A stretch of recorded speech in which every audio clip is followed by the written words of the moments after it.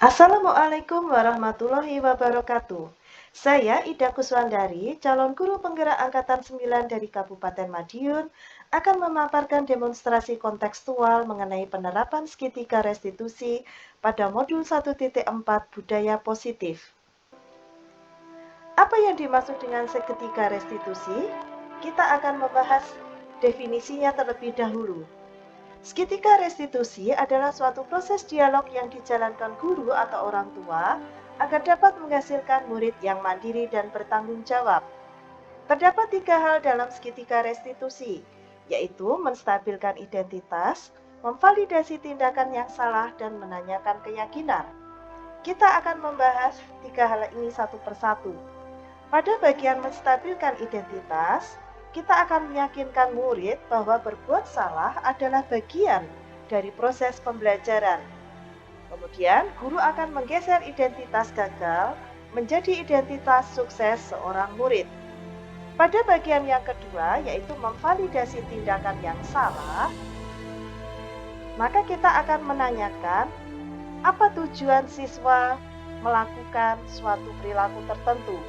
Kebutuhan apa yang akan dipenuhi oleh siswa tersebut. Kemudian, pada bagian ini pemikiran guru akan bergeser dari pemikiran stimulus responsif menjadi pemikiran yang proaktif. Dan dengan mengenali dan mengakui kebutuhan murid akan memperbaiki hubungan guru dan murid. Pada bagian yang ketiga, menanyakan keyakinan, murid akan diberi pertanyaan bermakna untuk memunculkan motivasi intrinstiknya, sehingga dia mampu mengaitkan keyakinannya dengan tindakan yang salah. Pada akhirnya, murid akan berinisiatif untuk memperbaiki kesalahan.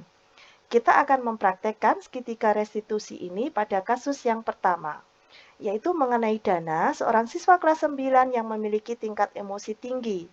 Suatu hari dia marah karena ditegur membuat gaduh saat pergantian jam pelajaran. Padahal pada saat itu dia berniat mengembalikan buku pada teman yang duduknya jauh dari dirinya. Namun ketua kelas langsung menegurnya untuk tetap duduk di bangku. Dana langsung naik pitam dan melontarkan makian pada teman yang menegurnya. Berikut adalah dialog untuk mempraktekkan segitiga restitusi pada kasus mengenai Dana.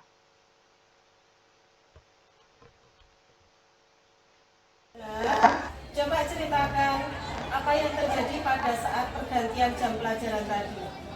Itu Bu, saya dituduh tukang bikin onar kelas. Padahal tadi saya mau mengembalikan buku ke Citra. Saya kesal Bu. Terus apa yang kamu ucapkan tadi? Saya memaki Vida Bu. Kenapa itu bisa terucap, Dana? Saya marah Bu, karena dituduh sebagai tukang onar. Niat saya kan mengembalikan buku ke Citra yang duduknya jauh dari saya. Jadi saya berdiri dan menghampiri bangkunya Citra, tapi ujung-ujungnya saya malah dibilang tukang bikin ramai. Akhirnya saya memaki Vida untuk melampiaskan marah saya Bu. Pasti kamu berbuat seperti itu ada alasannya ya? Iyalah Bu, masa saya diam saja kalau ada yang memarahi saya? Saya kan tidak berniat seperti itu. Begitu ya? Wajar kalau kamu merasa marah saat dituduh. Saya pun akan merasa seperti itu kalau dituduh. Saya merasa tidak nyaman. Untung kamu tidak melakukan hal yang lebih buruk, misalnya dengan memukul. Ya. Terus kira-kira apakah makianmu tadi sesuai dengan keyakinan kelas kita? Tidak Bu. Kira-kira keyakinan kelas apa yang kamu langgar? Menghargai orang lain Bu. Menurut kamu, menghargai orang lain itu penting atau tidak? Penting. Ya, kalau begitu, kalau menurut kamu menghargai orang lain itu penting, sekarang apa tindakanmu untuk memperbaiki kesalahanmu? Harusnya saya bisa mengendalikan emosi untuk tidak memaki maupun melakukan tindakan fisik Bu. Ya, kamu bersedia memperbaiki masalah ini? Ya Bu, saya atau akan memilih maaf pada Vida. Saya juga harus bisa mengontrol emosi saya saat merasa marah. Baik, tepat sekali pilihanmu. Tetap semangat ya. Baik. Sekarang kamu bisa melanjutkan jam istirahat. Baik Bu, terima kasih Bu. Assalamualaikum warahmatullahi wabarakatuh. Nama saya Dana. Saya merasa senang diajak berdiskusi untuk bisa mengendalikan emosi saya saat marah. Biasanya saya mengumpat saat saya merasa marah. Ternyata umpatan itu menunjukkan saya tidak menghormati orang lain. Jadi saya harus berlatih mengendalikan emosi. Terima kasih Bu karena sudah mengajak saya berdiskusi. Wassalamualaikum warahmatullahi wabarakatuh. Pada kasus yang kedua, mengenai Wisnu, seorang siswa kelas 9 yang sering terlambat mengumpulkan tugas. Pada suatu kesempatan, dia malah tidak mengumpulkan tugas sama sekali. Hal ini menyebabkan kemajuan belajarnya menjadi tidak terpantau. Kemudian guru mengajak Wisnu berdiskusi mengenai masalah tersebut. Berikut dialognya. Wisnu, coba ceritakan mengapa kamu tidak mengumpulkan tugas. Karena Bu, saya belum mengerjakan tugas, maaf Bu. Kenapa belum mengumpulkan, Nak? Tidak ada yang mau mengajari saya. Jadi apa alasanmu yang sebenarnya? Saya sudah tidak mau mengerjakan Bu. Teman-teman juga tidak mau mengajari, tapi saya bingung Bu. Begitu ya. Wajar kalau kamu bingung ketika tidak tahu apa yang harus kamu kerjakan. Iya Bu. Beruntung kamu tetap mau masuk sekolah, ya.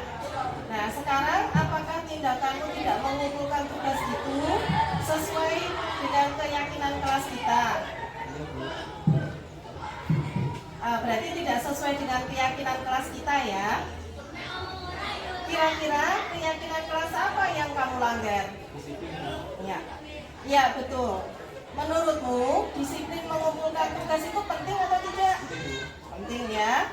Baik, kalau kamu menilai bahwa disiplin itu penting, sekarang tindakan apa yang akan kamu lakukan untuk menegakkan disiplin belajar? Saya seharusnya belajar lebih giat Bu. Kalau tidak paham, harusnya saya bertanya langsung ke guru. Oke, kamu bersedia memperbaiki kesalahanmu? Iya Bu, saya akan belajar lebih giat dan mengumpulkan tugas tepat waktu. Ya, tepat sekali pilihanmu. Tetap semangat ya. Baik, terima kasih Bu. Ya, dan dengan senang hati saya juga akan belajar bersama kamu ketika kamu merasa tidak paham. Assalamualaikum warahmatullahi wabarakatuh. Nama saya Wisnu. Saya merasa senang diajak berdiskusi untuk bisa mengatasi masalah mengumpulkan tugas. Biasanya saya terlambat mengumpulkan tugas karena saya tidak paham pelajaran. Jadi saya harus belajar lebih giat dan bertanya langsung kepada guru. Terima kasih Bu karena sudah mengajak saya berdiskusi. Wassalamualaikum warahmatullahi wabarakatuh. Memang tak ada kuliah yang tak ilmiah, sebanding dengan ilmu yang tinggi. Manusia salah adalah hal yang lumrah, yang penting ia mau memperbaiki diri. Terima kasih kepada jajaran SMP Negeri 4 Saradan dan juga kepada Dwi Pradana dan Tri Wisnu sebagai model pada video kali ini. Demikian praktik segitiga restitusi untuk modul 1.4. Terima kasih dan semoga menginspirasi. Wassalamualaikum warahmatullahi wabarakatuh.